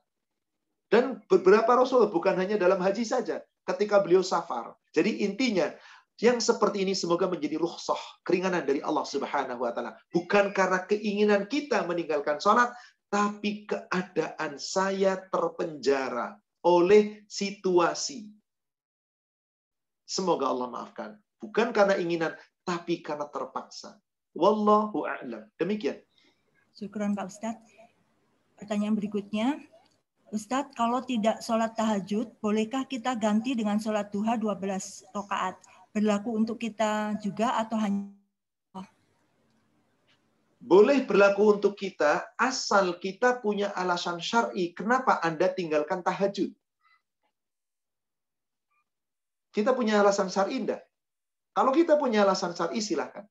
Tapi kalau Anda nggak punya alasan syar'i, jangan. Karena sholat tahajud itu subhanallah, saudaraku sekalian, ini sebuah kemuliaan. Sekurang-kurangnya jangan tinggalkan kita witir. Ibu buka di PDF Bulughul Maram, hadis nomor 398.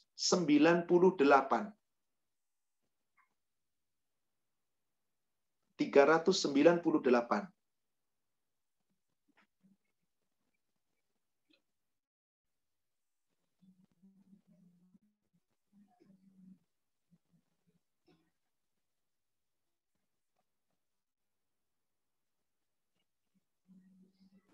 Bismillahirrahmanirrahim. Dari Khorijah bin Huzafah radhiyallahu anha, dia berkata, Rasulullah SAW bersabda, "Sesungguhnya Allah telah menambahkan sholat kepada kalian yang mana sholat tersebut lebih baik daripada unta merah." Kami bertanya, "Sholat apa itu wahai Rasulullah?" Beliau menjawab, "Sholat itu yang dikerjakan antara sholat Isya sampai terbit fajar." Ini jangan pernah ditinggalkan, saudaraku sekalian. Ini pahala yang melimpah ruah dari Allah. Lebih baik dari onta-onta merah kita. Onta merah itu kendaraan terbaik di zaman Rasulullah. Bagaimana dengan kita sekarang, onta merah kita? Lihat isi garasi Anda. Lihat mobil mewah yang Anda miliki. Mobil mewah Anda dan nilainya dibandingkan ini. Maka dikatakan, Khorijah bin Huzafah mengatakan, Rasulullah bersabda, Allah telah memberikan kepada amadakum bisalah, memberikan suatu ibadah tambahan. Dengan ibadah tambahan melalui sholat ini, hiya khairul lakum min khumri na'am. Itu lebih baik bagimu dari kendaraan-kendaraan yang kamu miliki. Onta-onta merahmu. Mahya ya Rasulullah. Salat apa itu wahai Rasulullah? Al-witr ma baina salatil isya hatta matla'il fajr. Yakni salat witir yang kamu lakukan boleh setelah selesai salat Isya sampai sebelum terbit fajar. Maka witir ini jangan ditinggalkan, Ibu. Coba Ibu mundur, masih di PDF Bulughul Maram, hadis nomor 395.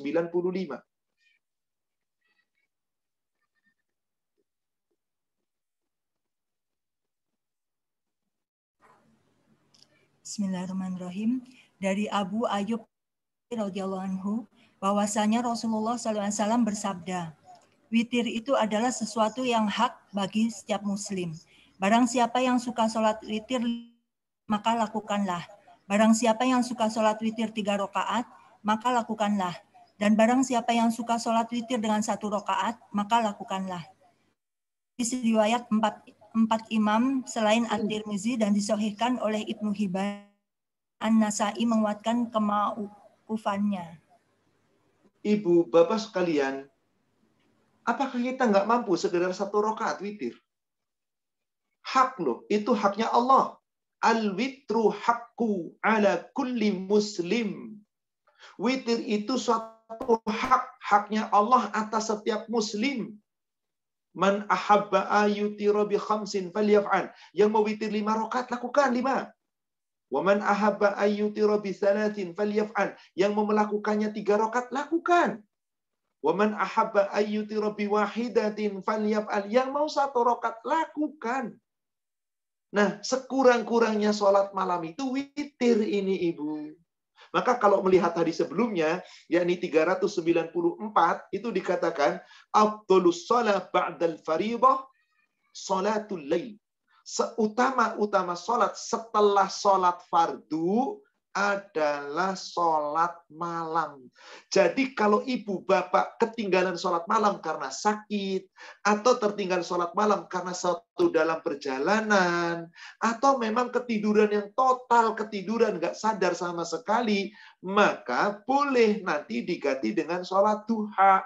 Apakah harus 12 rakaat? Tidak. Sekurang-kurangnya sholat duha, 2 rakaat cukup. 4 rakaat boleh. Tapi intinya, kita bukan berarti kalau nggak sholat malam boleh selalu diganti duha. Tidak. Sholat duha dengan sholat malam, 2 sholat yang fungsinya berbeda.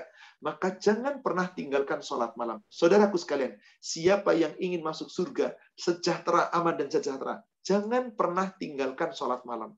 Meskipun hanya witir.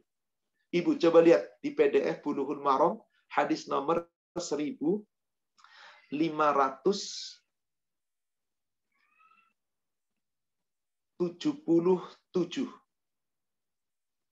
1577. Hampir paling akhir, paling belakang.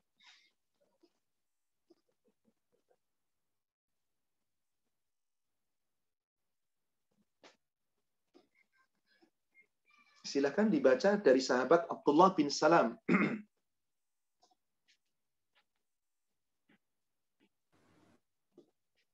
Dari Abdullah bin Salam radhiyallahu anhu, dia berkata, Rasulullah SAW bersabda, wahai manusia, sebarkanlah salam, sambung rahmi, berikan makan, sholatlah di waktu malam ketika orang-orang terlelap tidur, niscaya kalian akan masuk surga dengan sejahtera. Hadis riwayat At-Tirmizi dan ia mensahihkan. Sekarang saya tanya, sholat yang dilakukan di saat manusia terlelap tidur, tidur nyenyak banget, itu sholat apa namanya, Bu? Sholat apa, Pak? Pasti sholat malam, tahajud. Ketika manusia lagi tidur, kita bangun. Ini kunci, jangan Anda tinggalkan. Ayuhan nas, kata Rasul. Hei manusia, afsyus salam. Biasakan kamu saling menyebar salam. Wasilul arham, sambung silaturahim. Wa at'imu ta'am, berikan makan. Orang-orang yang nggak mampu, kita bantu. Wasallu billail wan nasu niyam. Salatlah di waktu malam, di saat manusia terlelap tidur, nyenyak tidur. Tadkhulul jannata bisalam. Niscaya kamu masuk surga dengan selamat dan sejahtera. Wallahu a'lam. Demikian Ibu, Afan sepertinya kami cukupkan. Sudah jam 10:30 lebih. Kami harus bersiap-siap untuk sholat Jumat. Semoga apa yang kita sampaikan membawa manfaat dan hikmah. Kepada para jamaah yang pertanyaannya belum terjawab, mohon maaf karena waktu juga yang terbatas. Dan insya Allah sesuai dengan apa yang disampaikan oleh pembawa acara tadi, mari di penghujung daripada tausiah mohon kepada Allah, kita berdoa untuk saudara-saudara kita yang sedang diuji oleh Allah dengan sakit, apakah itu sakit wabah COVID atau sakit lain, juga saudara-saudara kita yang telah mendahului kita, atau akibat yang lain yang telah diambil oleh Allah, dan kita pun pasti akan menyusul. Mari kita doakan dengan ikhlas, semoga Allah mengabulkan doa kita. Bismillahirrahmanirrahim. Alhamdulillahi Rabbil Alamin. Hamdan yuafi ni'amahu wa yukafi'u mazidah. Ya Rabbana lakal hamd kama yanbaghi li jalali wajhikal karim wa 'azimi sultanik. Allahumma salli ala Muhammad wa ala ali Muhammad. Wahai Allah, Rabb manusia, kami semua bersimpuh di hadapan-Mu, memohon kepadamu, meminta belas kasih sayang-Mu. Engkaulah zat yang mengabulkan doa. Kami semua berdoa memohon kepadamu. La ilaha illallahul azimul halim. La ilaha illallahu rabbul arshil azim. La ilaha illallahu rabbul arshil karim. Allahumma inna na'udzubika minal baras wal junun wal judam wa min sayyi'il asqam wa min sayyi'il corona. Wahai Allah wa Rabb kami semua berlindung kepadamu ya Allah dari penyakit belang, dari penyakit gila, dari penyakit kusta, dari penyakit corona, dan dari segala penyakit-penyakit yang buruk dan penyakit yang mengerikan yang lainnya. Allahumma inna na'udzubika min jahdil bala wa darakis syaqa wa su'il qada wa syamatatil a'da. Wahai Allah, sesungguhnya kami berlindung kepadamu ya Allah dari keadaan yang berat, dari kesengsaraan, dari kesusahan, dan dari buruknya takdir, serta kegembiraan musuh atas bencana yang kau timpakan kepada kami. Allahumma inna na'udzubika min zawali ni'matik wa tahawuli afiyatik wa faj'ati ni'matik wa jami'i syakhatik. Wahai kami, sesungguhnya kami berlindung kepadamu dari lenyapnya nikmat yang kau telah berikan kepada kami, dari beralihnya keselamatan yang telah engkau anugerahkan kepada kami, dari datangnya siksaanmu berupa bencana yang datang secara mendadak, dan kami berlindung kepadamu ya Allah dari segala bentuk kemurkaanmu. Allahumma rabban nas anta syafi washfi la shifaan illa shifa'uk shifaan la yughadiru saqama. Wahai Allah, engkaulah Rabbnya manusia, engkaulah yang telah menciptakan penyakit, engkau pula yang akan menghilangkan penyakit. Tidak akan ada yang mampu menyembuhkan suatu penyakit kecuali hanya engkau ya Allah. Bagi saudara-saudara kami yang sedang sakit ya Allah, sembuhkan penyakitnya ya Allah, sembuhkan mereka ya Allah, sembuhkan mereka ya Allah, dengan kesembuhan yang sempurna yang tidak meninggalkan penyakit yang baru dan tidak meninggalkan penyakit yang lain. Wahai Allah, sembuhkanlah mereka dengan izin dan ridho-Mu ya Allah. Sekiranya sakit itu baik bagi mereka, jadikan sakit itu menjadi penggugur atas segala kesalahan dan dosa-dosa mereka ya Allah. Jadikan pula menjadi penambah kekuatan dan kesabaran bagi mereka ya Allah. Jadikan pula sebagai peninggi untuk derajatnya ya Allah. Dan berikanlah kesabaran dan ketawakalan untuk mereka dan keluarganya yang sedang diuji dengan sakit. Wahai Allah, bagi saudara kami yang telah Engkau wafatkan, Allahumma fir lahum warhamhum wa'afihim wa'fu anhum wa akrim nuzulahum wa wasi' madkhalahum waghsilhum bil ma'i wasalji wal barad. Allahumma naqqihim min khotoyaya kama yunaqqa thawbul abyad minad danas. Allahumma abdilhum daran khairan min darihim wa ahlan khairan min ahlihim wa adkhilhum jannah wa naqqihim fitnatal qabr wa adzaban nar. Wahai Allah, ampunilah segala kesalahan dan dosa mereka, lapangkan tempat masuknya, muliakan kuburnya, terangi tempatnya. Ya Allah, bersihkan segala kesalahan dan dosa-dosanya sebagaimana telah bersihnya kain putih yang bersih dari kotoran. Ya Allah, siramlah dan bersihkan seluruh kesalahannya dengan air, dengan embun dan salju. Ya Allah, gantikan untuk mereka suatu tempat yang lebih baik dari tempatnya di dunia ini, yakni tempatnya di dalam surgamu. Ya Allah, sepeninggalnya berikan ganti keluarga yang lebih baik baginya, ya Allah. Ya Allah, masukkanlah mereka ke dalam surgamu, jauhkan mereka dari azab kuburmu, dan jauhkan mereka ya Allah dari siksa neraka-Mu. Allahumma ighfir li hayyina wa mayyitina wa ghaibina wa syahidina wa kabirina wa saghirina wa dzakarina wa unsana. Allahumma man ahyaitahu minna fatawaffahu 'alal Islam wa man tawaffahu minna fatawaffahu 'alal iman. Allahumma la tahrimna ajrahu wa la tudillana ba'dahu. Wahai Allah, ampunilah orang-orang yang masih hidup di antara kami. Ampuni orang-orang yang sudah Engkau wafatkan di antara kami. Ya Allah, ampuni pula orang-orang yang hadir dalam kajian ini, ya Allah. Dan ampuni pula saudara kami yang tidak mampu hadir pada kajian ini, ya Allah. Ampuni yang besar di antara kami, ya Allah, dan yang kecil di antara kami. Laki-laki di antara kami dan wanita di antara kami. Seandainya Engkau menginginkan di antara kami diberi kehidupan, ya Allah, hidupkan kami dalam keadaan Islam. Seandainya Engkau menginginkan di antara kami diwafatkan, wafatkan kami dalam keadaan iman. Wafatkan kami dalam keadaan husnul khatimah. Ya Allah, jangan Kau halangi pahala untuk si mayit, ya Allah. Dan jangan Kau sesatkan kami sepeninggal orang-orang yang kita cintai, ya Allah. Rabbana atina fid dunya hasanah wa fil akhirati hasanah wa qina adzabannar. Wa akhiru da'wanil hamdulillahi rabbil alamin. Amin ya rabbal alamin. Semoga Allah mengabulkan doa kita. Demikian Bapak Ibu jamaah sekalian yang semoga dirahmati Allah. Kajian kita pada siang hari ini, pada pagi hari menjelang siang hari ini, insya Allah semoga membawa manfaat dan hikmah yang benar dari Allah yang disampaikan oleh Rasul-Nya, Yang salah saya menyampaikan yang penuh kekurangan. Tentu kita manusia yang penuh kekhilafan. Semoga Allah memaafkan dan mengampuni kesalahan dan dosa-dosa kita. Baik, mari Bapak Ibu kita tutup di akhir kajian ini dengan doa kafaratul majlis. Subhanaka Allahumma wa bihamdik. Asyhadu an la ilaha illa anta astaghfiruka wa atubu ilaik. Alhamdulillah, billahi taufik. Assalamualaikum warahmatullahi wabarakatuh. Waalaikumsalam warahmatullahi wabarakatuh. Jazakallah atas tausiahnya. Sama-sama Ibu. Salam untuk keluarga Pak Ustadz. Baik Ibu. Baik, sama-sama. Saya mohon pamit ya Ibu. Jazakumullahu khairan. Barakallahu fikum untuk semua jamaah. Baik para jamaah yang dirahmati Allah Ta'ala, dengan demikian berakhir sudah kajian kita hari ini. Semoga menambah ilmu kita dan bisa mengambil manfaat darinya. Semoga Allah memudahkan kita untuk bisa mengamalkannya. Jazakumullah khairan atas kehadirannya. Mohon maaf lahir batin atas semua kekurangan yang ada.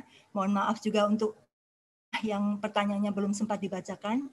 Insya Allah kita berjumpa kembali pada kajian berikutnya. Jadi wabillahi taufik. Wassalamualaikum warahmatullahi wabarakatuh.